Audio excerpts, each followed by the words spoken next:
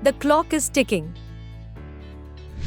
With 5 months left for the UPSC Prelims 2025, it is time to take steps today to accomplish success tomorrow.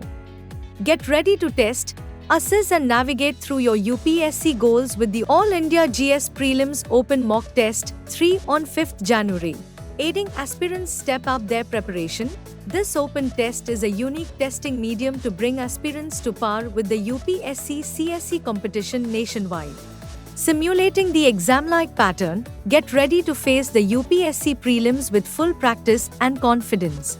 Attempt it from anywhere within the 2-hour test window with features such as All India Ranking, Post-Test Analysis, Complete coverage of UPSC prelims syllabus, Live test discussion. Test date 5th January. Timing, link will be active from midnight till 11:59 p.m. Mode, online only. Available in English and Hindi.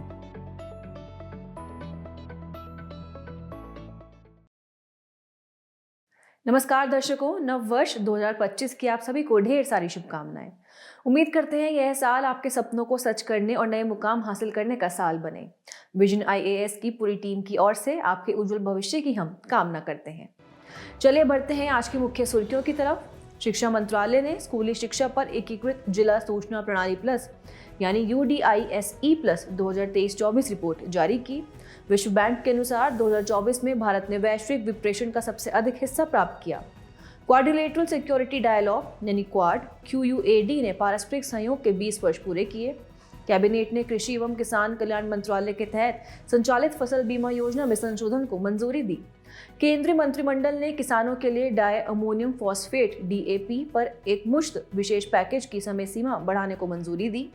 जल शक्ति मंत्रालय ने वार्षिक भूजल गुणवत्ता report 2024 जारी की। चलिए बुलेटिन की शुरुआत करते हैं और रुख करते हैं आज की पहली मुख्य खबर की ओर। शिक्षा मंत्रालय ने स्कूली शिक्षा पर एकीकृत जिला सूचना प्रणाली प्लस यानी UDISE प्लस 2023-24 रिपोर्ट जारी की।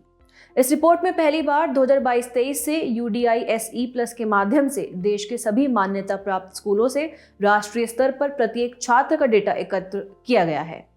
आपको बता दें UDISE प्लस रिपोर्ट राष्ट्रीय शिक्षा नीति NEP 2020 की सिफारिशों के अनुरूप है।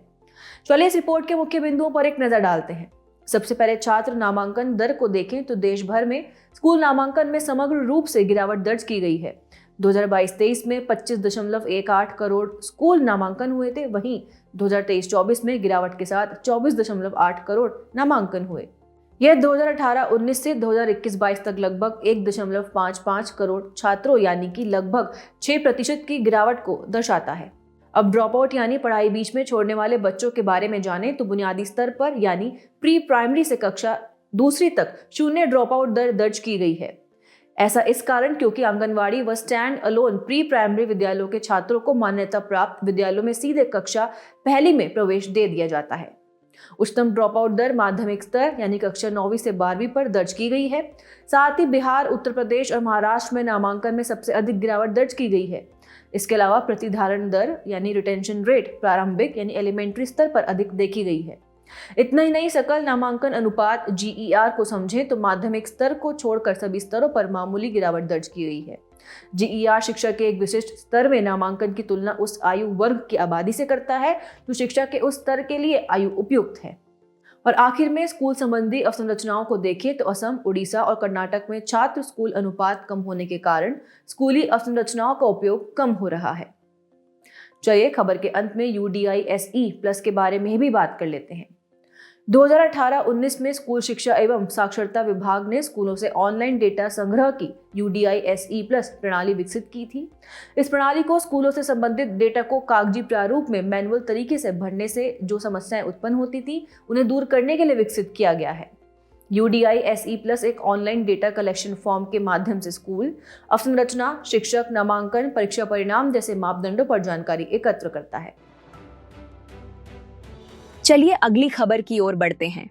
विश्व बैंक के अनुसार 2024 में भारत ने वैश्विक विप्रेषण का सबसे अधिक हिस्सा प्राप्त किया। भारत ने 2024 में कुल वैश्विक विप्रेषण का 14.3% हिस्सा प्राप्त किया है।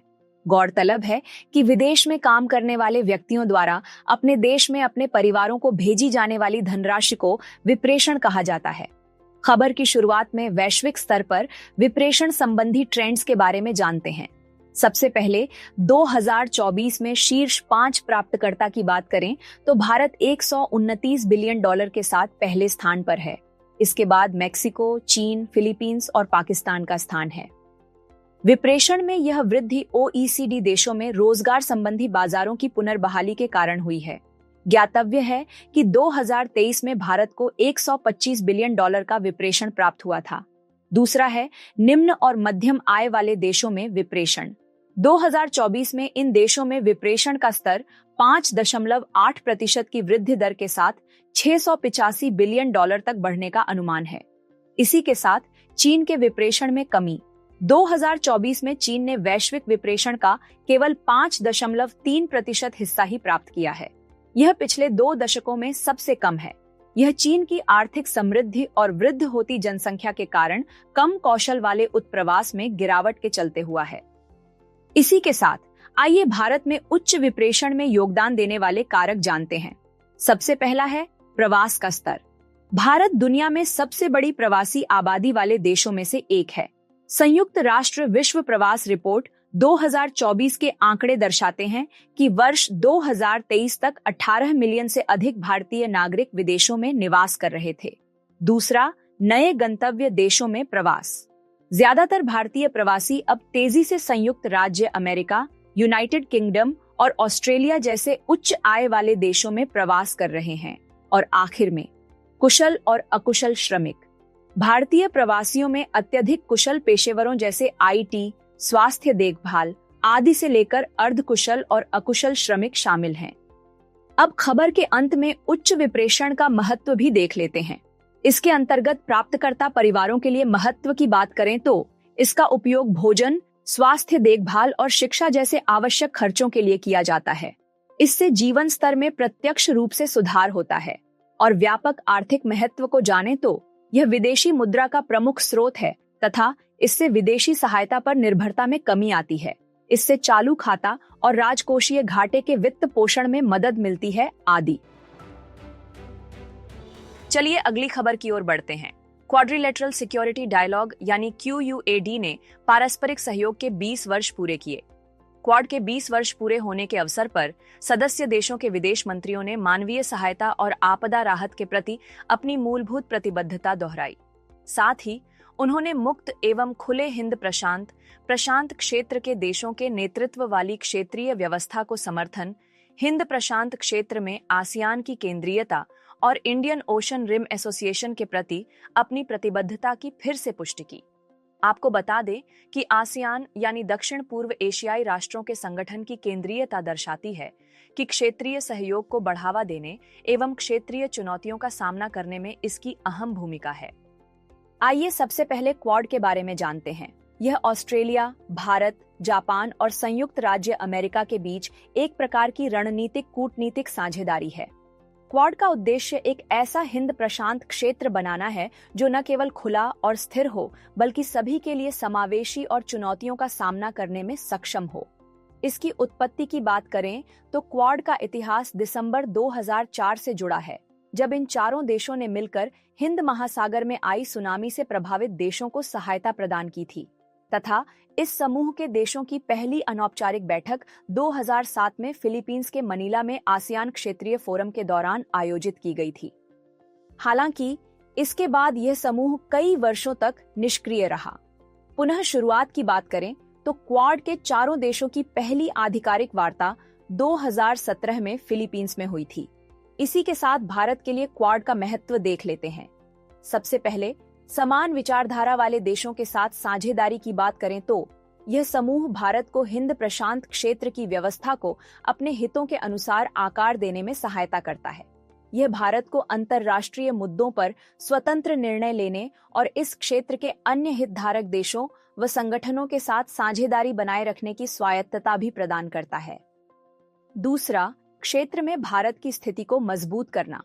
यह समूह भारत को हिंद प्रशांत क्षेत्र में, विशेष रूप से हिंद महासागर क्षेत्र में एक अग्रणी शक्ति और पब्लिक गुड्स उपलब्ध कराने वाले देश के रूप में स्थापित करने में सहायता करता है तथा आर्थिक लाभ यह समूह भारत को निवेशकों के लिए पसंदीदा देश बनने के साथ साथ आसियान देशों के साथ आर्थिक संबंध बनाए रखने में मदद करता है और आखिर में चीन के बढ़ते प्रभाव से रणनीतिक रूप से निपटना।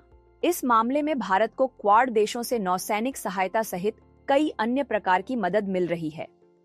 अब अंत में क्वाड सहयोग के मुख्य स्तंभ की बात करें तो पहला समकालिक वैश्विक मुद्दों का समाधान करना, दूसरा वैकल्पिक ऋण सहायता उपलब्ध कराना तथा हिंद प्रशांत के रणनीतिक समुद्री मार्गों की सुरक्षा सुनिश्चित करना और नियम और समझौता आधारित विश्व व्यवस्था सुनिश्चित करना। इनके अलावा उदार व्यापार प्रणाली स्थापित करना। कैबिनेट ने कृषि एवं किसान कल्याण मंत्रालय के तहत संचालित फसल बीमा योजना में संशोधन को मंजूरी दी। कैबिनेट ने प्रधानमंत्री फसल बीमा योजना यानी PMFBY और पुनर्गठित मौसम आधारित फसल बीमा योजना RWBCIS को 2025-26 तक जारी रखने की मंजूरी दी है। चलिए सबसे पहले प्रमुख संशोधन जानते हैं जिन्हें मंजूरी प्रदान की गई है। इन योजनाओं को 2025-26 तक जारी रखा जाएगा और इनके लिए कुल 69,515.71 करोड़ रुपए का बजट निर्धारित किया गया है। नवाचार और प्रौद्योगिकी कोष FIAT के माध्यम से बड़े पैमाने पर प्रौद्योगिकी को अपनाया जाएगा। इसके लिए कुल 824.77 करोड़ रुपए का बजट निर्धारित किया गया है। इस कोष का उपयोग प्रौद्योगिकी आधारित उपज आकलन प्रणाली, मौसम की जानकारी और नेटवर्क डेटा सिस्टम जैसी पहलों के वित्त पोषण के लिए किया जाएगा। आगे बढ़ते हुए प्रधानमंत्री फसल बीमा योजना PMFBY और पुनर्गठित मौसम आधारित फसल बीमा योजना RWBCIS के बारे में भी बात कर लेते हैं। इसका उद्देश्य बुवाई के पहले से लेकर कटाई के बाद तक न रोकी जा सकने वाली सभी प्राकृतिक जोखिमों के प्रति एक किफायती और व्यापक फसल बीमा कवर प्रदान करना है। RWBCIS बीमित किसानों को प्रतिकूल मौसम दशाओं जैसे कि वर्षा, चरम तापमान, तूफान, आर्द्रता आदि से होने वाले नुकसान के खिलाफ बीमा कवर प्रदान करता है। आपको बता दें PMFBY और RWBCIS में किसानों के बीमा दावों का आकलन करने की पद्धतियां अलग अलग हैं। इसकी कवरेज की बात करें तो अधिसूचित क्षेत्रों में अधिसूचित फसलें उगाने वाले बटाईदार और काश्तकार किसानों सहित सभी किसान कवरेज के लिए पात्र हैं। इसमें कवर की गई फसलों को देखें तो इसमें खाद्य फसलें यानी कि अनाज, मिलेट्स और दालें, तिलहन, वार्षिक वाणिज्यिक या वार्षिक बागवानी फसलें आदि शामिल हैं। बेहतर जानकारी के लिए कवर किए गए जोखिम भी जान लेते हैं। इसके बुनियादी कवर में फसल के नुकसान से होने वाले आर्थिक नुकसान से सुरक्षा प्रदान की जाती है। साथ ही विशिष्ट आवश्यकताओं के आधार पर अतिरिक्त कवर भी प्रदान किया जाता है। इसके अलावा फसल कटाई के बाद होने वाले आर्थिक नुकसान से सुरक्षा यानी कटाई के बाद अधिकतम 2 सप्ताह तक और स्थानीय आपदाओं से होने वाले आर्थिक नुकसान से सुरक्षा आदि प्रदान की जाती है। किसानों द्वारा देय प्रीमियम को देखें तो खरीफ फसलों के लिए 2%, रबी फसलों के लिए 1.5% और वाणिज्यिक बागवानी फसलों के लिए 5% निर्धारित है।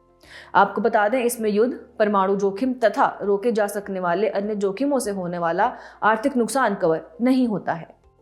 खबर के अंत में योजना के तहत प्रौद्योगिकी को अपनाने की दिशा में किए गए प्रमुख प्रयास भी जान लेते हैं।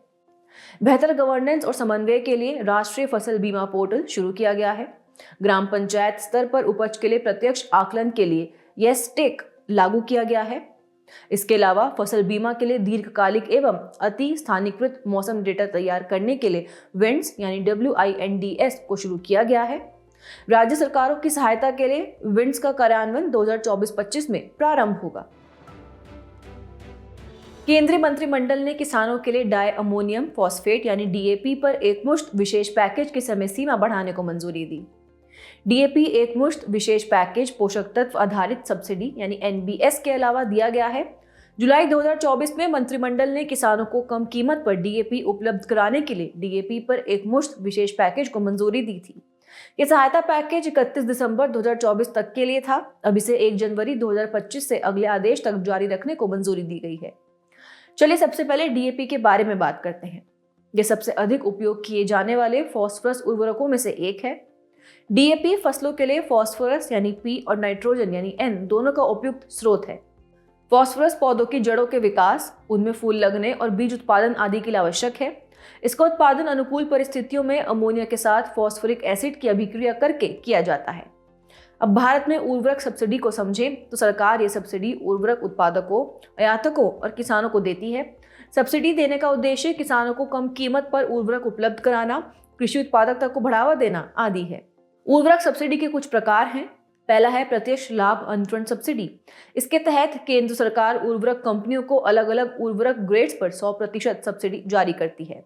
आधार नंबर सत्यापन के बाद किसानों को वास्तविक मात्रा में बेचे गए उर्वरक के आधार पर कंपनियों को सब्सिडी जारी की जाती है। दूसरा है यूरिया सब्सिडी।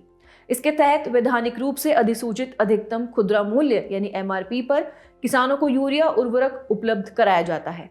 सरकार यूरिया उत्पादन मूल्य और किसानों को बेचे गए अधिकतम खुदरा मूल्य के बीच का अंतर यूरिया उत्पादकों को प्रदान करती है।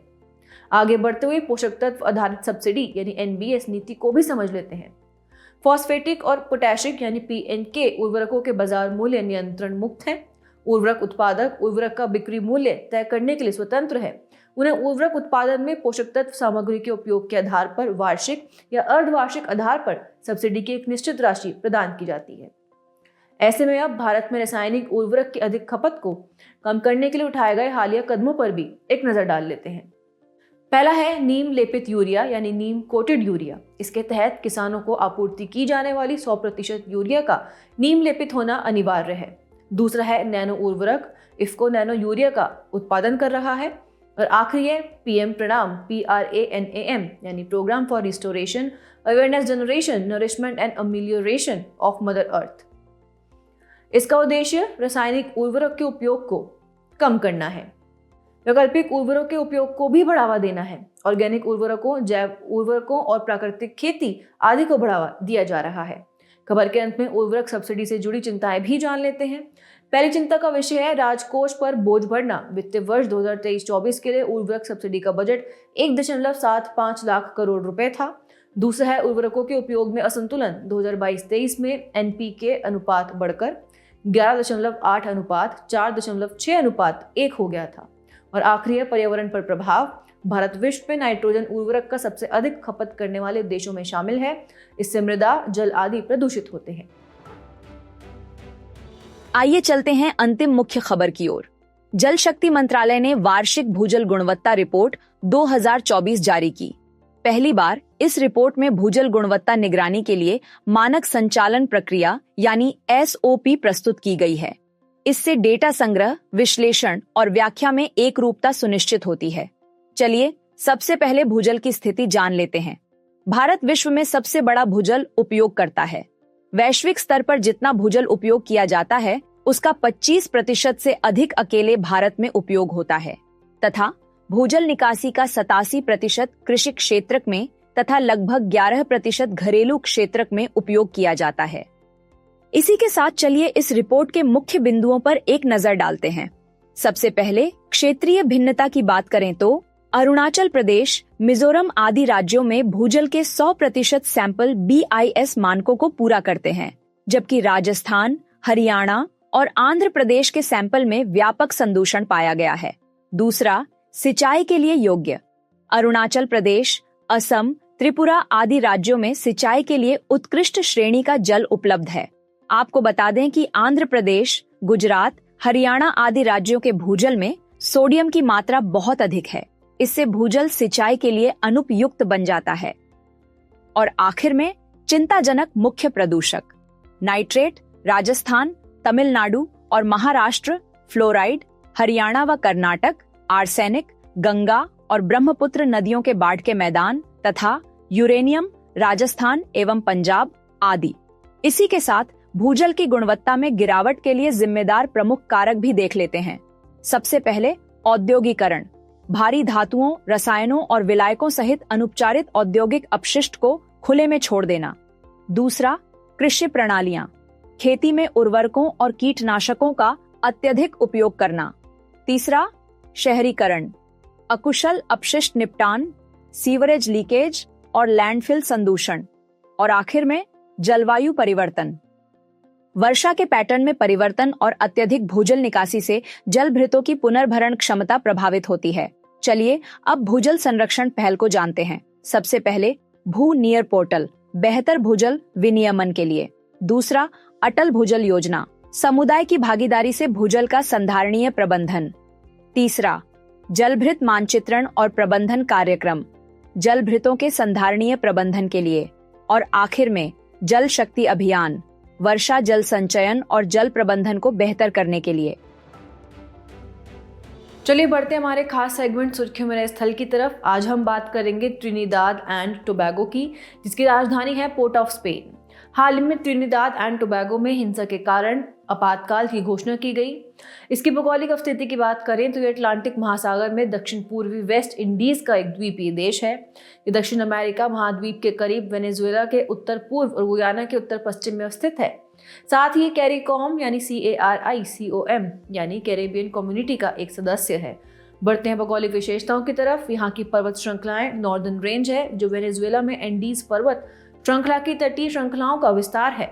इसकी सबसे ऊंची चोटी माउंट अरीपो है। यहाँ की प्रमुख झील पिच झील है, जो त्रिनिदाद में स्थित दुनिया की सबसे बड़ी प्राकृतिक एस्फाल्ट झील है। और यहाँ की प्रमुख नदियां ओटोइरे और कारोनी है। चलिए बुलेटिन के आखिर में बढ़ते हैं आज की संक्षिप्त सुर्खियों की तरफ। भारतीय रिजर्व बैंक यानी RBI ने दिसंबर 2024 में वित्तीय स्थिरता रिपोर्ट जारी की। इस रिपोर्ट के अनुसार भारत के बैंकों का सकल NPA अनुपात कम होकर 2.6% हो गया है। यह अनुपात पिछले 12 वर्षों में सबसे कम है। हाल ही में तंबाकू बोर्ड ने अपना स्थापना दिवस मनाया। इस अवसर पर बोर्ड ने बताया कि फ्लूक्योर वर्जीनिया यानी FCV तंबाकू उत्पादक किसानों की आय 2019-20 और 2023-24 के बीच दोगुनी से अधिक हो गई। हाल ही में एक भारतीय फर्म एरोस्पेस ग्रेड टाइटेनियम मिश्र धातु के उत्पादन के लिए वैक्यूम आर्क रिमेल्टिंग यानी VAR फर्नेस शुरू करने वाली भारत की पहली निजी कंपनी बन गई। कृषि और प्रसंस्कृत खाद्य उत्पाद निर्यात विकास प्राधिकरण यानी APEDA के अनुसार भारत ने पिछले एक दशक में केले के निर्यात में 10 गुना वृद्धि दर्ज की है। APEDA के अनुसार अगले 5 वर्षों में $1 बिलियन मूल्य के केले के निर्यात का लक्ष्य रखा गया है। राष्ट्रीय स्वच्छ गंगा मिशन यानी NMCG की कार्यकारी समिति ने गंगा नदी के कायाकल्प और स्वच्छता के प्रयासों को मजबूत करने के लिए कई मुख्य पहलें शुरू की हैं, जैसे चंदौली सीवेज ट्रीटमेंट प्लांट की स्थापना। NMCG जल शक्ति मंत्रालय के तहत कार्य करता है। NIA ने आतंकवाद और अपराध से जुड़े प्रमुख मामलों को सफलतापूर्वक सुलझाकर 2024 में 100% दोष सिद्धि दर प्राप्त की है। मुंबई में 26 नवंबर 2008 को हुए आतंकवादी हमलों के मद्देनजर NIA अधिनियम 2008 के तहत NIA की स्थापना की गई है। यह केंद्रीय आतंकवाद रोधी कानून प्रवर्तन एजेंसी है। US centre for disease control and prevention ने नोरोवायरस मामलों में उल्लेखनीय वृद्धि की सूचना दी है। यह एक अत्यधिक संक्रामक वायरस है जो जठरांत्र शोथ का कारण बनता है। इसे आमतौर पर पेट के फ्लू के रूप में जाना जाता है। वैज्ञानिक उच्च ऊर्जा वाले न्यूट्रिनो यानी घोस्ट पार्टिकल का पता लगाने के लिए भूमध्य सागर के नीचे 2 टेलीस्कोप्स को स्थापित कर रहे हैं। ये दोनों telescopes cubic kilometre neutrino telescope यानी कि M3NET का हिस्सा हैं। जाने से पहले आपकी समझ की परीक्षा के लिए डालते हैं एक नजर हमारे स्पेशल सेगमेंट प्रश्नोत्तरी पर।